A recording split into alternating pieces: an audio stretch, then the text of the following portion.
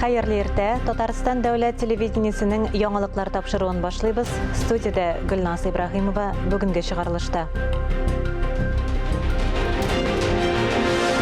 Татарстанда 25-нче Бәллүр каләм 2022 журналистика һәм масс-медиа өлкәсендәге республика бәйгесе лауреатлары билгеле. Татарстан Дәүләт телевидениесе бер юлы 2 номинациядә бүләкләнде. Баласын мәктәпкә әзерләү ата-ана өчен җаваплы да, чыгымлы да вакыт. Бу эшне беренче тапкыр башкарганда тагын да ныграк җаваплылык өсти. Казанның Ярдәм мәчетендә сәламәтлеге чикле кешеләр өчен беренче спорт комплексы ачылды. Анда күпме кеше шөгыльләнә, махсус тренерлар җитәрлекме?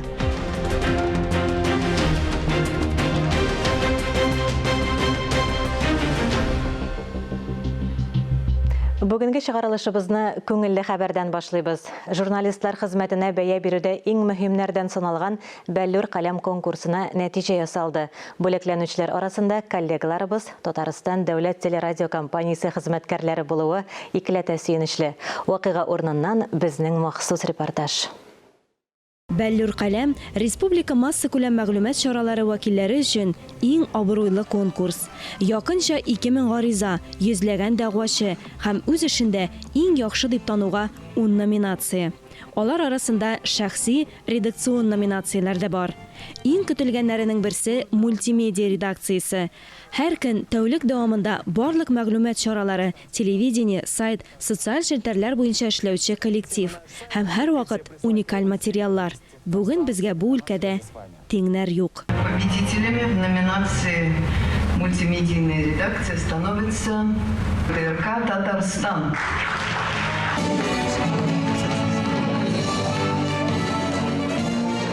Начали развиваться на площадке «Смотрим». Эшебезне башка мәйданчыкта үстерә башладык. Telegram каналны яңадан эшләтеп җибәрдек.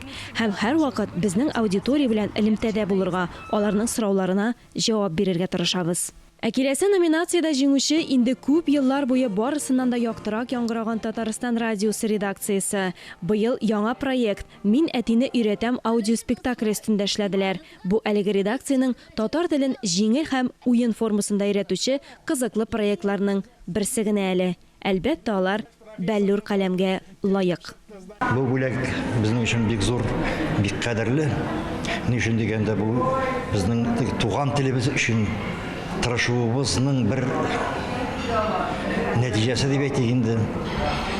Барыгызга да бик зур рәхмәт һәм без эшебезне дәвам иттерәчәкбез. Күп еллар дәвамында үз һөнәренә тугры калучыларны билгеләп үттеләр. Фестивальнең гран-при бүләген Казан Федераль университетының медиа коммуникациялар кафедрасы мөдире Васил Гарифуллин яулады. Бу бүләкне мин журналистларны әзерләүче укытучыларга, остазларыбызга булган bir ихтирам белгесе буларак кабул итә.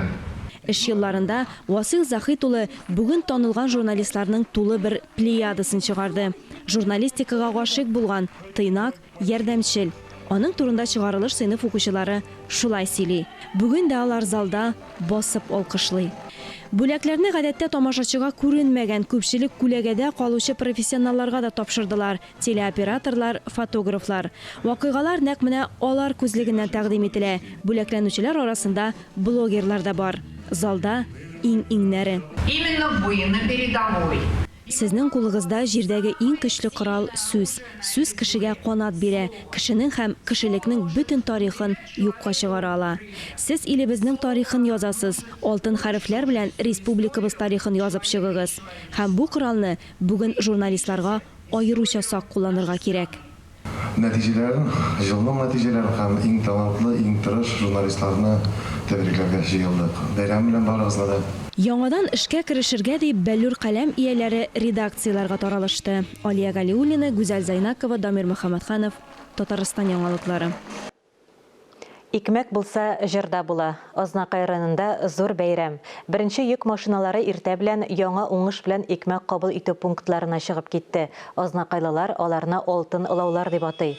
Районда инде берничә дистә ел беренче уңышны озату күркәм традициягә әйләнгән. Шулай ук шәһәр халкын яңа уңыш оныннан пешерелгән ипи белән сыйладылар.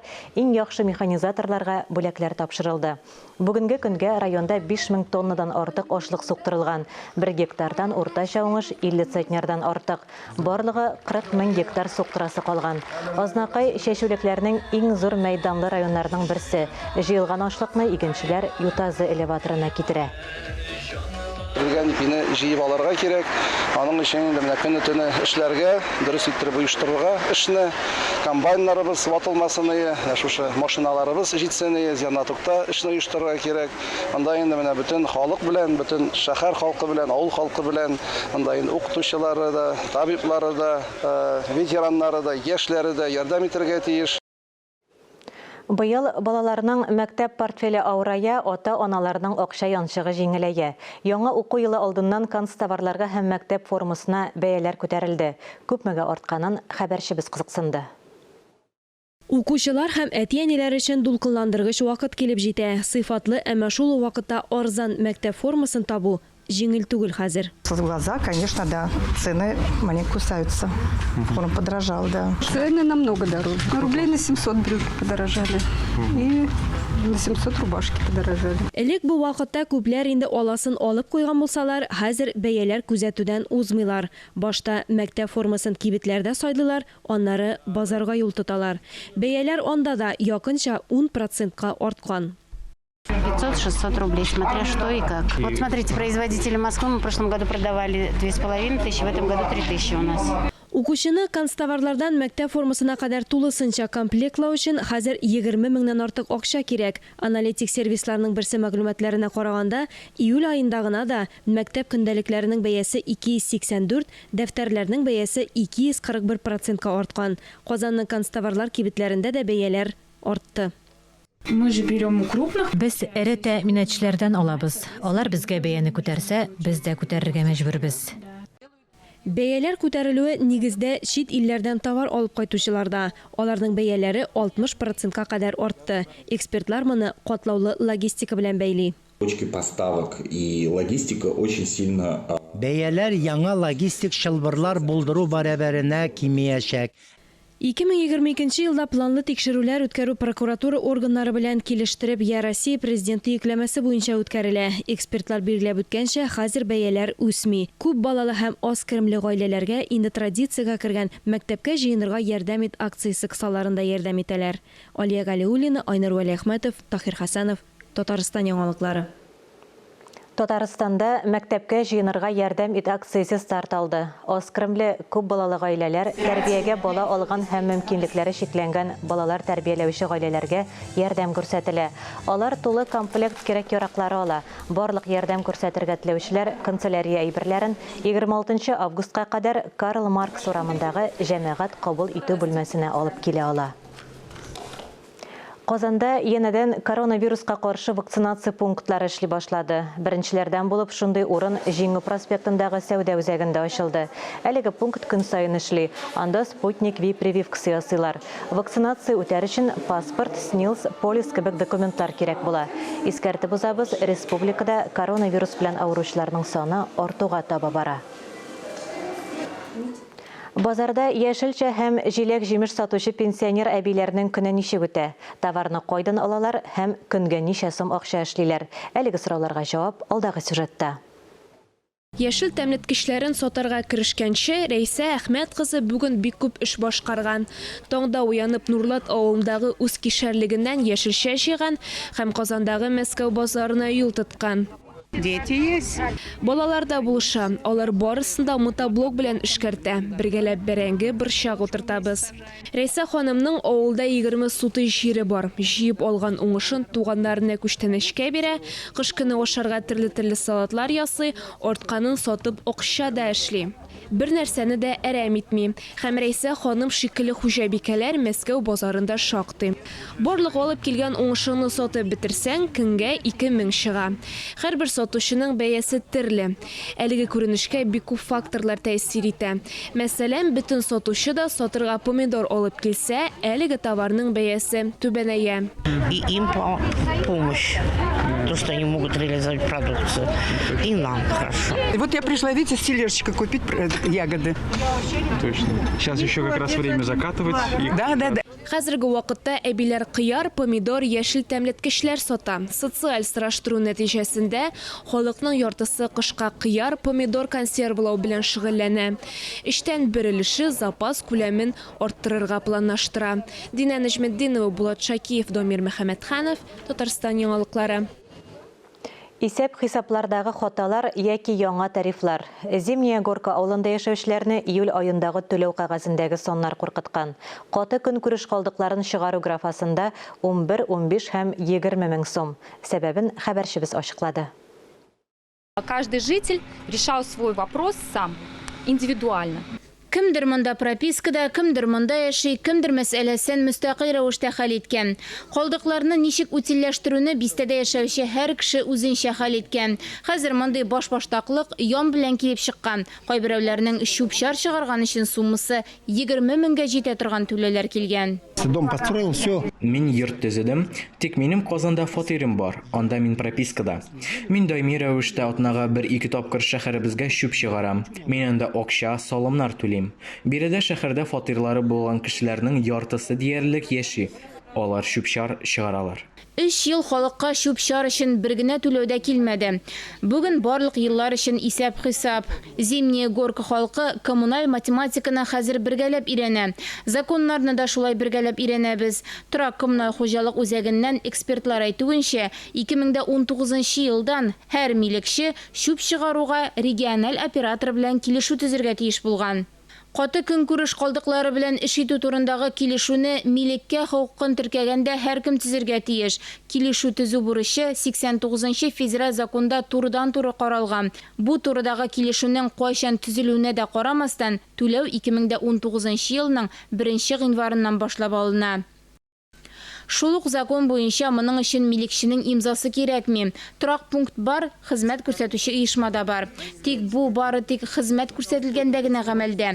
Халык үзәкләштерелгән контейнерлар юк диләр. Торак коммуналь хуҗалык регоператоры барлык хезмәтләрдә күрсәтелгән дип ышандыра. Һәм хәтта халык белән онлайн очрашуда уздырырга әзер.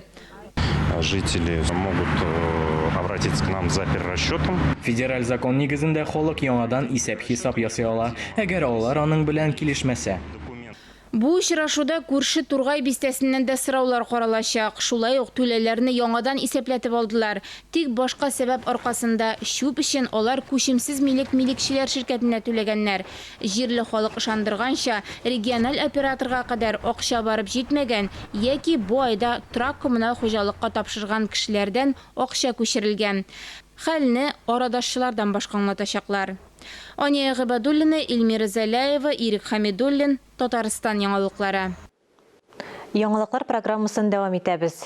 Казанда Ярдәм мәчете территориясендә мөмкинлекләре шикләнгән кешеләр өчен беренче спорт комплексы ачылды.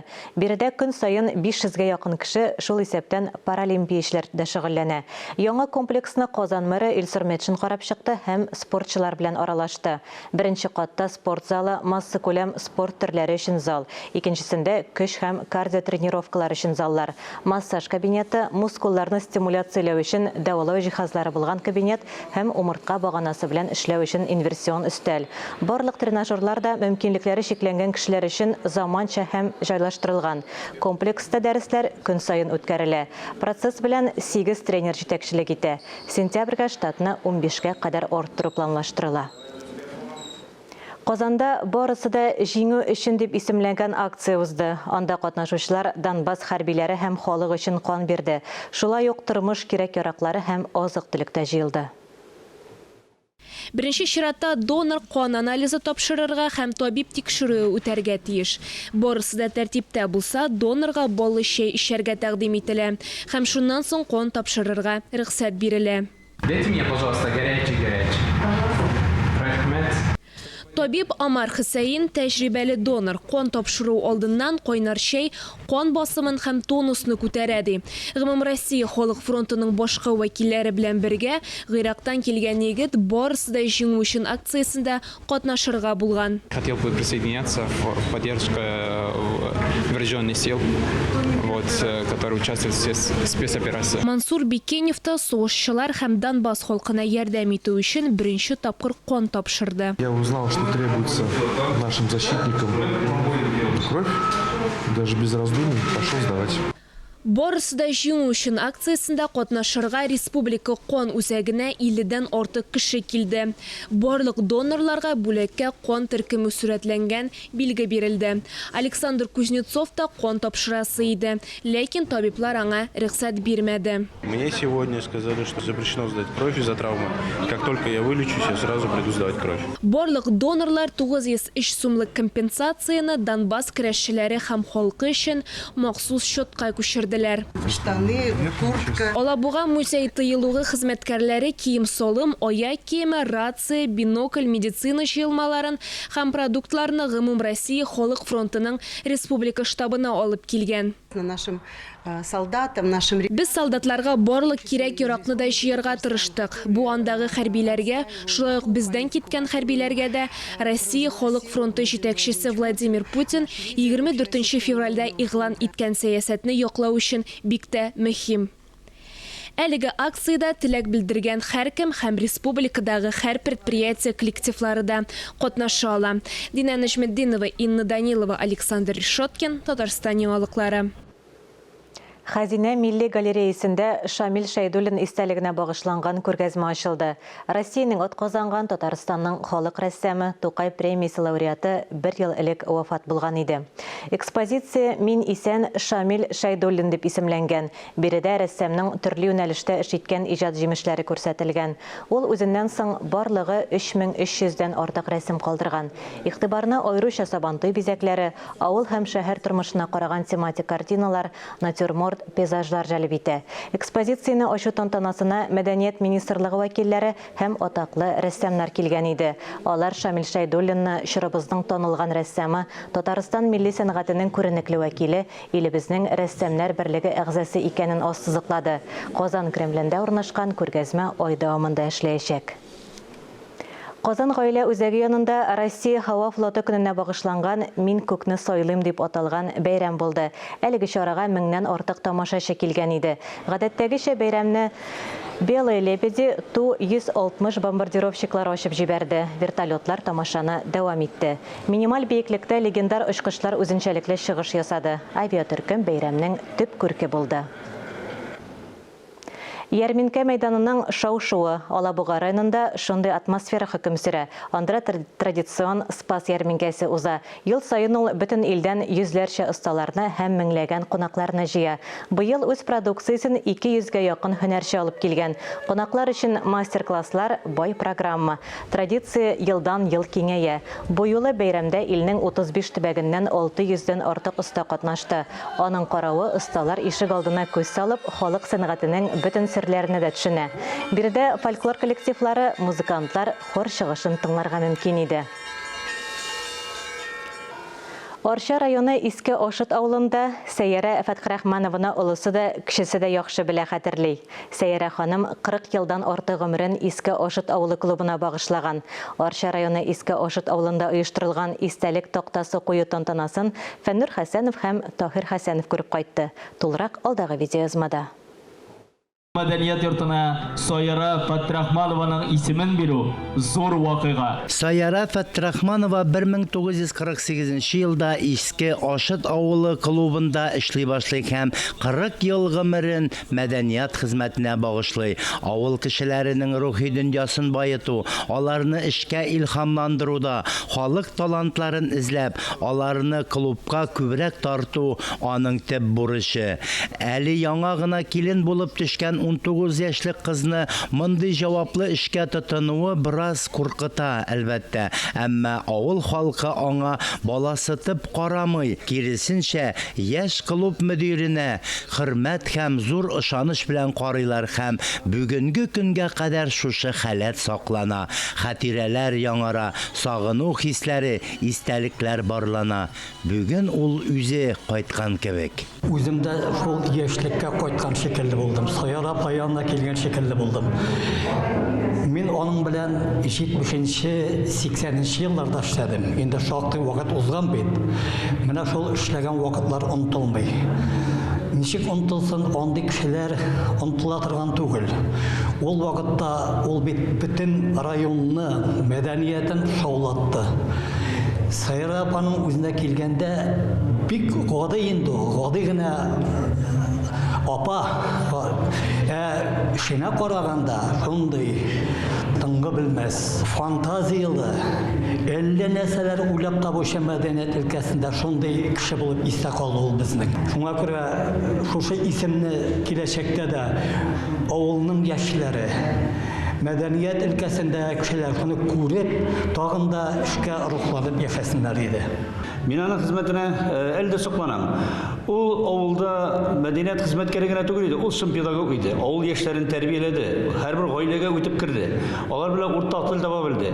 Нинди генә каршылыклар булуга карамастан халык театрын оештырып, һәрбер мероприятиянең бөтен ничкәлеген уйлап бетереп, ул бөтен авыл халкын сәхнәгә тартты. Шуның белән ул безнең истә күңелгә бик тирән кирип калды.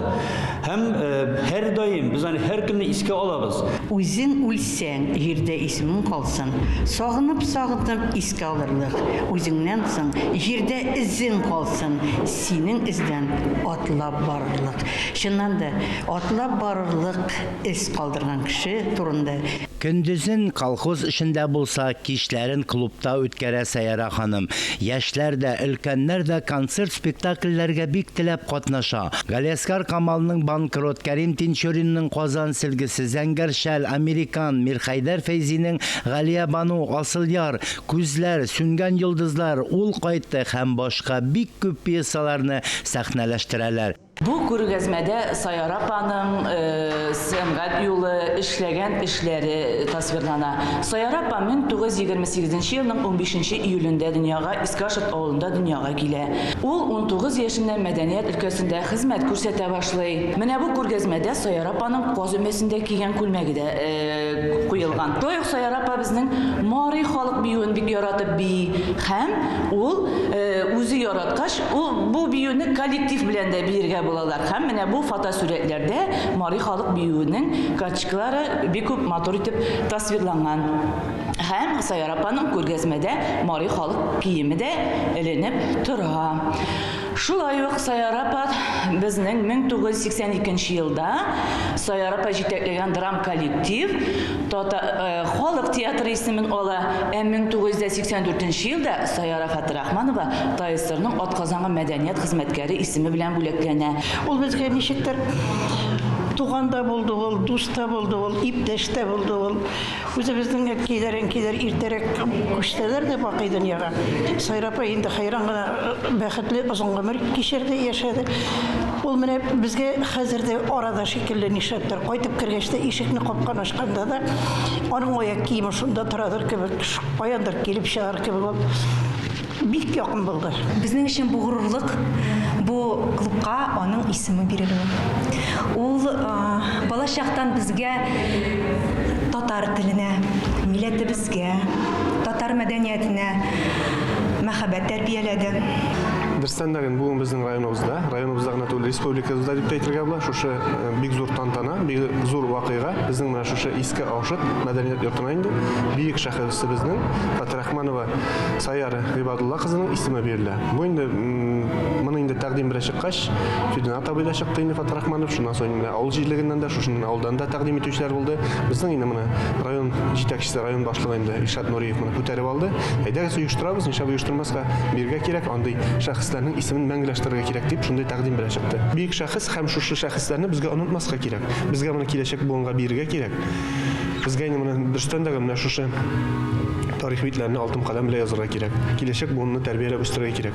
Татарстанның булачак халык артисты Фердинанд Фәтхи тормыш юлын сәнгать белән бәйләвендә дә әнисе Саяра ханымның өлеше бик зур. Бүгенге көндә менә шушы авыл мәдәният йортына, Искашев мәдәният йортына безнең әниебезнең исеме бирелде. Татарстанның атказанган мәдәният хезмәткәре, Арча районының мактаулы гражданины, әнием Саяра Гыйбадулла кызы Фатирахманова була. Бик куанычлы көн, мин уйлыйм, әнием дә минем куанып ята торгандыр. bu тамашаны күреп белеп. Бик зур рәхмәт, Алланың рәхмәте яусын бөтен шушы өлкәдә булышкан кешеләргә. Тантаналы бәйрәм кичәсе Арча муниципаль районы җитәкчелеге, авыл җирлеге ярдәме белән оештырылды һәм Татарстан мәдәният министрлыгы, Татар конгрессы, Казан шәһәр филармониясыннан бик күп кунаклар катнашты. Тамаша концерт программасы белән дәвам итте. Фәннур Хәсәнов, Таһир Хәсәнов, Татарстан яңалыклары. Әлеге сәгатькә шундый яңалыклар иде. Берничә минуттан эфирыбызны хәерле көн Татарстан тапшыруы дәвам итә. Ә без яңалыклар иҗат төркеме бүгенгә саубуллашабыз. Үзегезне һәм якыннарыгызны саклагыз. Сау сәламәт булыгыз.